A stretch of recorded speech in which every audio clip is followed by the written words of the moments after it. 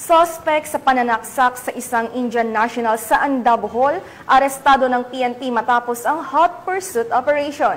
Patrolwoman Nikia Sandeño sa report.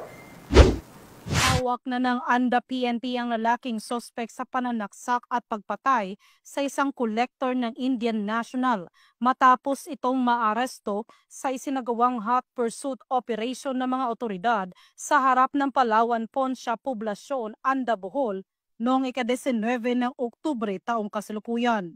Kinilala ni Police Colonel Patricio C. Digay Jr., Provincial Director ng Bohol Police Provincial Office, ang suspect na si Edjen, 40 anyos at residente ng Purok 6, Barangay Bakong, Anda, Bohol. Batay sa ulat ng pulisya, nakainom umano ang suspect at may iniinda itong problema sa pamilya nung nangyari ang insidente ng pananaksak. Samantala, kaagad isinugod ng responding kapulisan ang biktima sa paggamutan, ngunit idineklara na itong dead on arrival matapos itong magtamo na maraming sugat sa katawan. Kasong homicide ang kakaharapin ng nasabing suspect na kasalukuyang nasa kustodiya na ng Anda Municipal Police Station.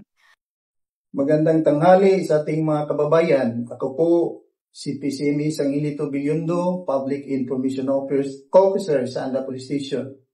With the guidance of the Provincial Director of Bohol Provincial Police Office, Police Colonel Patricio Cambulo Digay Jr., at sa ating mahal na Gobernador Aris Amintado, na sa kanilang direktiba na paitingin ang lahat ng kumpanya laban sa lahat ng uri ng kriminalidad at 24/7 ng ating kapulisan sa lansangan.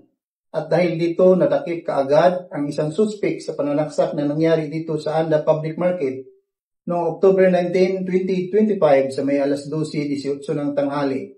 At nagpapasalamat din tayo sa mga kababayan nating Andahanon na dahil sa kanilang tulong na-identify kaagad ang salarin at kaagad nasakuti ng ating responding personnel. Ang matagumpay na pagkaresto ng suspect ay patunay ng Anda PNP ng kanilang mas pinaigting na pagpapatupad ng batas upang panatilihing ligtas at payapa ang komunidad alinsunod sa direktiba ni Police Lieutenant General Jose Melencio C. Nartates Jr., Acting Chief, Philippine National Police. Mula dito sa Central Visayas, ako yung Police News Network Correspondent, Patrolwoman Nikia Cañedo, alagad ng batas, taga-taguyod ng Balitang Pulis.